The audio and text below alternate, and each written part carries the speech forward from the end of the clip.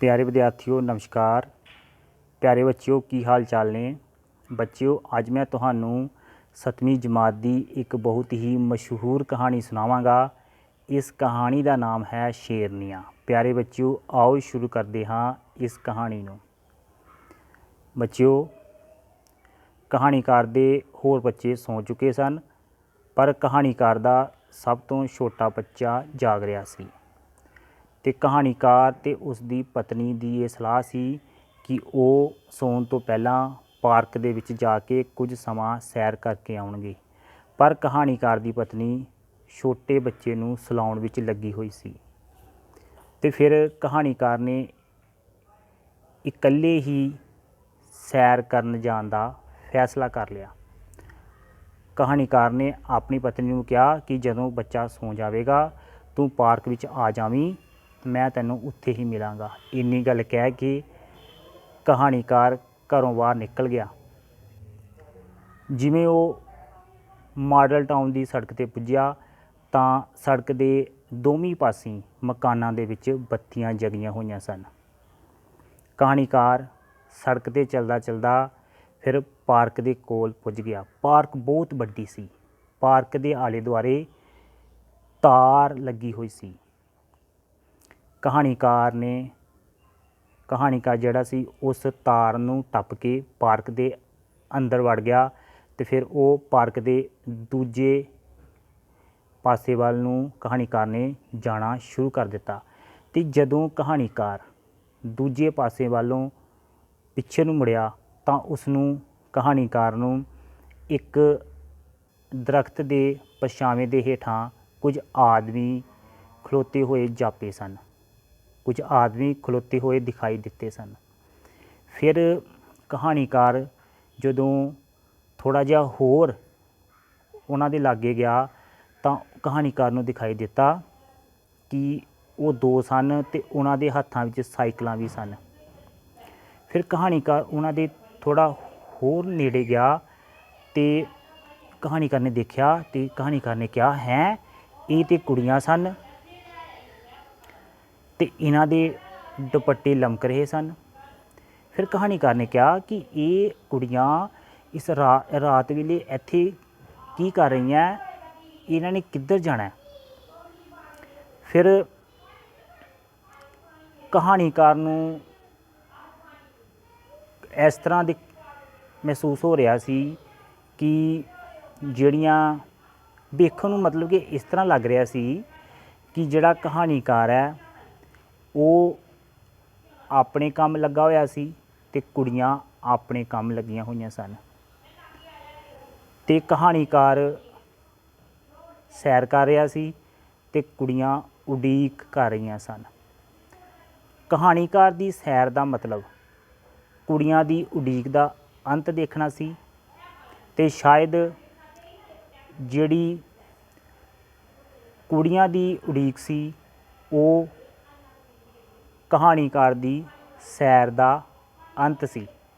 इस तरह एक अजीबो गरीब जिहा नाटक हो रहा सी। ते कहानीकार कुड़ियां दे थोड़ा जिहा होर नेड़े गया ते कुड़ियां कुछ आपस च गल्लां कर रही सन। जदों कहानीकार उन्हां दे होर ज़्यादा नेड़े गया तां कुड़ियां ने आपस विच गल्लां करनियां भी बंद कर दित्तियां। फिर कहानीकार उत्थों सैर करके वापस पार्क दे विचों निकल आया तो सड़क ते आ गया। तो सड़क ते कहानीकार नूं उसदी पत्नी मिल पई ते उसदी पत्नी नूं बच्चे नूं सुलाउण दे विच थोड़ी ज़्यादा देरी लग गई सी। ते उसदी कहानीकार दी पत्नी ने कहानीकार नूं आके आख्या कि चलो दोबारा पार्क च चलदे आं ते एक चक्कर ला के आउंदे आं। ते जदों अजे सड़क ते ही सन ते कहानीकार ने देखा कि पार्क दे विच दो साइकिल चल रहे सन। तो फिर कहानीकार ये समझ गया कि शायद वो जिहड़ियां कुड़ियां वो साइकिल चलाउण दी जाच सीख रही हन। तो फिर कहानीकार दी जिहड़ी पत्नी ही ते उन्हें भी कहा कि उन्हें कहा भी मैं मॉडल टाउन दियां बहुत सारियां जिहड़ियां कुड़ियां हैं उन्होंने मैं जाननी हाँ ਪਰ ਇਹ ਸਾਈਕਲ ਸਿੱਖਣ ਵਾਲੀਆਂ ਜਿਹੜੀਆਂ ਕੁੜੀਆਂ ਇਹ ਕੌਣ ਹੋ ਸਕਦੀਆਂ।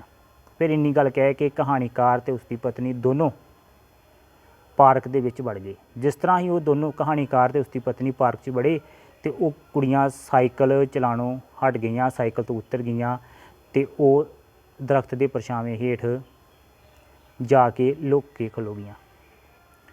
ਤੇ ਫਿਰ ਕਹਾਣੀਕਾਰ ਤੇ ਉਹਦੀ ਪਤਨੀ ਉਹ ਦੋਨਾਂ ਕੁੜੀਆਂ ਦੇ ਲਾਗੇ ਗਏ ਤੇ ਜਿਵੇਂ ਹੀ ਲਾਗੇ ਗਏ ਤੇ ਕਹਾਣੀਕਾਰ ਦੀ ਪਤਨੀ ਨੇ ਕਿਹਾ ਕਿ ਇਹ ਤੇ ਬੀਨਾ ਤੇ ਸਰੋਜ ਹੈ। ਤੇ ਕਹਾਣੀਕਾਰ ਨੇ ਦੀ ਪਤਨੀ ਨੇ ਬੀਨਾ ਤੇ ਸਰੋਜ ਨੂੰ ਕਿਹਾ ਵੀ ਤੁਸੀਂ ਉੱਤਰ ਕਿਉਂ ਗਈਆਂ, ਚਲਾਓ ਸਾਈਕਲ, ਅਸੀਂ ਵੀ ਦੇਖਣਾ ਤੁਹਾਨੂੰ ਸਾਈਕਲ ਚਲਾਉਂਦੀਆਂ ਨੂੰ। ਤੇ ਅੱਗੋਂ ਜਿਹੜੀ ਸਰੋਜ ਸੀ ਉਹਨੇ ਕਿਹਾ ਕਿ ਅਸੀਂ ਹੁਣ ਨਾ ਥੱਕ ਗਈਆਂ ਤੇ ਅਸੀਂ ਥੋੜ੍ਹਾ ਜਿਹਾ ਆਰਾਮ ਕਰਕੇ ਫੇਰ ਚਲਾਵਾਂਗੀਆਂ। ਤੇ ਬੀਨਾ ਨੇ ਕਹਾਣੀਕਾਰ ਦੀ ਪਤਨੀ ਨੂੰ ਕਿਹਾ ਕਿ ਸਾਨੂੰ ਨਾ ਕਿਸੇ ਦੇ ਸਾਹਮਣੇ ਸਾਈਕਲ ਚਲਾਉਂਦੇ ਸੰਗ ਆਉਂਦੀ ਹੈ। ਤੇ ਫਿਰ ਅੱਗੋਂ ਕਹਾਣੀਕਾਰ ਦੀ ਪਤਨੀ ਨੇ ਉਹਨਾਂ ਨੂੰ ਕਿਹਾ ਕਿ ਇਸੇ ਕਰਕੇ ਤੁਸੀਂ ਇਹ ਮਤਲਬ ਇਸ ਵੇਲੇ ਸਾਈਕਲ ਚੱਲਣਾ, ਜੇ ਤੁਹਾਨੂੰ ਸੰਗ ਆਉਂਦੀ ਹੈ ਤੇ ਇਸੇ ਵੇਲੇ ਤੁਸੀਂ ਸਾਈਕਲ ਚਲਾਉਣ ਨੂੰ ਇੱਥੇ ਸਾਈਕਲ ਜਾ ਸਿੱਖਣ ਆਉਂਦੀ ਹੋ। ਤੇ ਅੱਗੋਂ ਸਰੋਜ ਨੇ ਕਿਹਾ ਕਿ ਪਾਰਕ ਹੁੰਦੀ ਵਿਹਲੀ ਇਸ ਵੇਲੇ ਹੁੰਦੀ ਹੈ। ਤੇ ਅੱਗੋਂ ਫਿਰ ਕਹਾਣੀਕਾਰ ਦੀ ਪਤਨੀ ਨੇ ਕਿਹਾ ਕਿ ਤੁਹਾਨੂੰ ਇਹ ਕਿਹੜਾ ਇਹ ਚਾਅ ਚੜ੍ਹ ਗਿਆ ਅੱਧੀ ਰਾਤ ਵੇਲੇ ਇੱਥੇ ਲੁਕ ਕੇ ਸਾਈਕਲ ਦੀ ਜਾ ਸਿੱਖਣ ਦਾ। ਤੇ ਅੱਗੋਂ ਸਰੋਜ ਬੋਲੀ, ਭੈਣ ਜੀ ਸਾਨੂੰ ਚਾਅ ਨਹੀਂ ਚੜ੍ਹਿਆ, ਇਹ ਤਾਂ ਸਾਡੀ ਲੋੜ ਹੈ। ਤੇ ਅੱਗੋਂ ਕਹਾਣੀਕਾਰ ਦੀ ਪਤਨੀ ਨੇ ਕਿਹਾ ਵੀ ਹੁਣ ਤੁਸੀਂ ਜਿਹੜੀਆਂ ਉਹ ਬੱਚੇ ਪੜ੍ਹਾਉਣ ਜਾਣਾ ਤੇ ਸਾਈਕਲਾਂ 'ਤੇ ਜਾਣਾ। ਤੇ ਅੱਗੋਂ ਫਿਰ ਬੀਨਾ ਬੋਲੀ, ਕਹਿੰਦੀ ਭੈਣ ਜੀ ਹਾਂ ਅਸੀਂ ਹੁਣ ਸਾਈਕਲਾਂ 'ਤੇ ਜਾਣਾ। ਕਹਿੰਦੀ ਵੀ ਅਸੀਂ ਨਾ ਇਹ ਜਿਹੜੇ ਸਾਡੇ ਅਸੀਂ ਪਹਿਲਾਂ ਕੀ ਕਰਨੀ ਆ, ਜਦੋਂ ਅਸੀਂ ਪਿੰਡਾਂ ਦੇ ਵਿੱਚ ਇਹ ਜਿਹੜੇ ਸਕੂਲਾਂ ਵਿੱਚ ਜਾਂਦੀਆਂ ਬੱਚੇ ਪੜ੍ਹਾਉਣ ਤਾਂ ਸਭ ਤੋਂ ਪਹਿਲਾਂ ਸਾਨੂੰ ਆਪਣੇ ਘਰੋਂ ਸ਼ਹਿਰ ਦੇ ਘਰੋਂ ਚੱਲ ਕੇ ਬੱਸਾਂ ਦੇ ਅੱਡੇ 'ਤੇ ਜਾਣੇ ਪੈਂਦਾ। ਉੱਥੋਂ ਫਿਰ ਬੱਸ ਫੜ ਕੇ ਫਿਰ ਸਾਨੂੰ ਇਹ ਸੜਕ 'ਤੇ ਉਤਰਨਾ ਪੈਂਦਾ। ਫਿਰ ਸੜਕ ਤੋਂ ਉਤਰਨ ਤੋਂ ਬਾਅਦ ਫਿਰ ਮੀਲ 2 ਮੀਲ ਪੈਂਡਾ ਕਰਕੇ ਫਿਰ ਕਿਤੇ ਜਾ ਕੇ ਅਸੀਂ ਪਿੰਡ ਪੁੱਜਣੀ ਆ, ਪਿੰਡ ਦੇ ਸਕੂਲ ਪੁੱਜਣੀ ਆ। ਤੇ ਬੀਨਾ ਨੇ ਨਾਲੇ ਹੋਰ ਕਿਹਾ ਕਿ ਭੈਣ ਜੀ ਜਿਹੜੇ ਰਸਤੇ ਅਸੀਂ ਚੱਲ ਕੇ ਜਾਂਦੇ ਹਾਂ ਉਹ ਬੜਾ ਥੋੜ੍ਹਾ ਜਿਹਾ ਡਰਾਵਣਾ, ਕਿਤੇ ਕਪਾਹ ਉੱਗੀ ਦੀ ਹੈ, ਕਿਸੇ ਨੇ ਮੱਕੀ ਲਾਈ ਦੀ ਹੈ, ਕਿਸੇ ਨੇ ਬਾਜਰਾ ਲਾਇਆ ਦਾ, ਕਿਸੇ ਨੇ ਕਮਾਦ ਬੀਜੇ ਦਾ। ਅਤੇ ਕਹਿੰਦੀਆਂ ਅਸੀਂ ਪਿੰਡਾਂ ਵਿੱਚ ਇਹਨਾਂ ਜਿਹੜੇ ਰਸਤਿਆਂ 'ਚ ਜਾਂਦੀਆਂ ਅਤੇ ਬੜੀਆਂ ਅਸੀਂ ਡਰ ਕੇ ਜਾਂਦੀਆਂ, ਇਸ ਕਰਕੇ ਅਸੀਂ ਸਾਈਕਲ ਸਿੱਖ ਰਹੀਆਂ।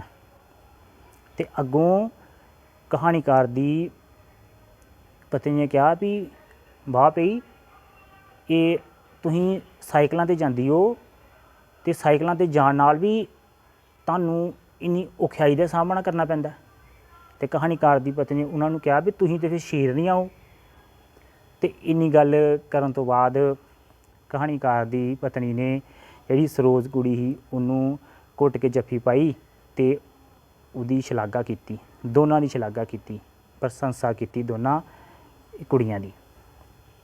ਫਿਰ ਇੰਨੀ ਗੱਲ ਕਰਕੇ ਕਹਾਣੀਕਾਰ ਅਤੇ ਉਹਦੀ ਪਤਨੀ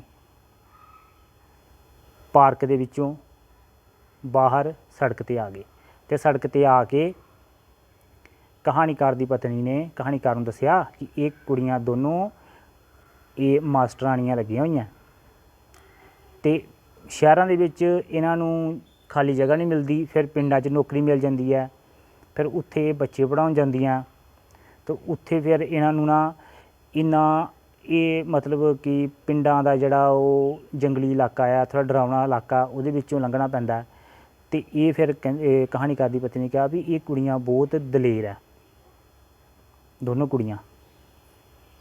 ਮਤਲਬ ਕਹਾਣੀਕਾਰ ਦੀ ਪਤਨੀ ਨੇ ਕੁੜੀਆਂ ਦੀ ਦੁਬਾਰਾ ਸ਼ਲਾਘਾ ਕਰ ਦਿੱਤੀ, ਦੁਬਾਰਾ ਪ੍ਰਸ਼ੰਸਾ ਕਰ ਦਿੱਤੀ। ਫਿਰ ਕਹਾਣੀਕਾਰ ਨੇ ਕਿਹਾ ਆਪਣੀ ਪਤਨੀ ਨੂੰ ਵੀ ਕਿਹਾ ਕਿ ਜਦੋਂ ਮੈਂ ਤੇਰੇ ਨਾਲ ਸੈਰ ਕਰਨ ਤੋਂ ਪਹਿਲਾਂ ਜਦੋਂ ਮੈਂ ਆਪ ਇੱਥੇ ਇਕੱਲਾ ਸੈਰ ਕਰਨ ਆਇਆ ਸੀ ਅਤੇ ਇਹ ਕੁੜੀਆਂ ਪਾਰਕ ਦੇ ਵਿੱਚ ਇੱਕ ਦਰਖਤ ਦੇ ਪਰਛਾਵੇਂ ਦੇ ਹੇਠ ਖੜੀਆਂ ਸਨ ਅਤੇ ਉਦੋਂ ਮੈਂ ਜਦੋਂ ਇਹਨਾਂ ਨੂੰ ਦੇਖਿਆ ਸੀ ਅਤੇ ਮੈਂ ਇਹਨਾਂ ਦੇ ਬਾਰੇ ਕੁਝ ਗਲਤ ਵਿਚਾਰ ਆਪਣੇ ਮਨ ਦੇ ਵਿੱਚ ਲੈ ਆਉਂਦੇ ਸਨ ਤੇ ਕਹਾਣੀਕਾਰ ਨੇ ਆਪਣੀ ਪਤਨੀ ਨੂੰ ਕਿਹਾ ਕਿ ਚੰਗਾ ਕੀਤਾ ਤੂੰ ਮੈਨੂੰ ਦੁਬਾਰਾ ਪਾਰਕ ਵਿੱਚ ਲੈ ਆਈ ਆ ਤੇ ਇਹਨਾਂ ਦੀ ਅਸਲੀਅਤ ਦਾ ਪਤਾ ਲੱਗ ਗਿਆ। ਇਹ ਤੇ ਕੁੜੀਆਂ ਹੀ ਬਹੁਤ ਚੰਗੀਆਂ, ਇਹ ਚੰਗਾ ਕੰਮ ਕਰ ਰਹੀਆਂ, ਸਾਈਕਲ ਸਿੱਖ ਰਹੀਆਂ, ਨੌਕਰੀ ਤੇ ਜਾਣ ਵਾਸਤੇ, ਇਹ ਤੇ ਸ਼ੇਰਨੀ ਆ। ਤੇ ਫਿਰ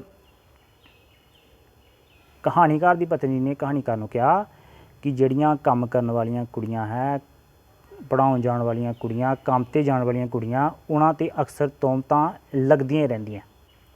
ਫਿਰ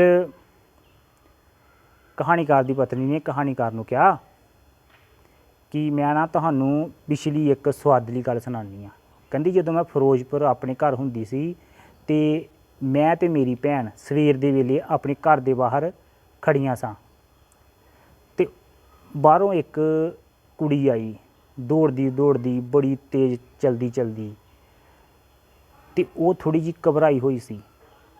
ਤੇ ਫਿਰ ਕਹਾਣੀਕਾਰ ਦੀ ਪਤਨੀ ਨੇ ਕਿਹਾ ਕਿ ਅਸੀਂ ਨਾ ਦੋਨਾਂ ਭੈਣਾਂ ਨੇ ਉਸ ਕੁੜੀ ਦਾ ਪਿੱਛਾ ਕੀਤਾ ਤੇ ਜਦੋਂ ਅਸੀਂ ਦੇਖਿਆ ਕਿ ਉਹ ਤੇਜ਼ ਦੌੜਦੀ ਜਾ ਰਹੀ ਹੈ, ਨਾ ਅੱਗੇ ਕੋਈ ਬੱਸ ਅੱਡਾ ਹੈ ਨਾ ਕੁਛ ਹੈ, ਉਹ ਕਿਉਂ ਜਾ ਰਹੀ ਹੈ? ਕਹਿੰਦੀ ਅਸੀਂ ਨਾ ਦੋਨਾਂ ਭੈਣਾਂ ਨੇ ਉਸ ਕੁੜੀ ਦਾ ਪਿੱਛਾ ਕੀਤਾ ਤੇ ਫਿਰ ਉਹ ਕੁੜੀ ਨਾ ਅੱਗੇ ਟੈਲੀਫੋਨ ਐਕਸਚੇਂਜ ਦੇ ਵਿੱਚ ਵੜ ਗਈ।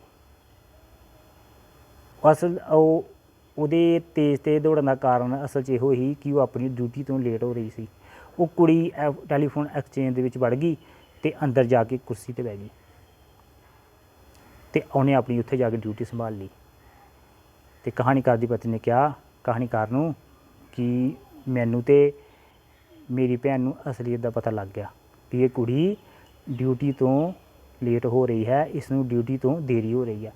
ਫਿਰ ਕਹਾਣੀਕਾਰ ਦੀ ਪਤਨੀ ਨੇ ਕਿਹਾ ਕਹਾਣੀਕਾਰ ਨੂੰ ਕਿ ਅਸੀਂ ਦੋਨੋਂ ਭੈਣਾਂ ਉੱਥੋਂ ਸ਼ਰਮਿੰਦੀਆਂ ਹੋ ਕੇ ਵਾਪਸ ਮੁੜ ਆਈਆਂ। ਪਿਆਰੇ ਬੱਚਿਓ, ਇਹ ਸੀ ਕਹਾਣੀ ਸ਼ੇਰਨੀਆਂ। ਬੱਚਿਓ, ਜਿਹੜੀਆਂ ਕੁੜੀਆਂ ਹੁੰਦੀਆਂ ਹਨ ਉਹ ਸੱਚਮੁੱਚ ਹੀ ਸ਼ੇਰਨੀਆਂ ਹੁੰਦੀਆਂ ਹਨ।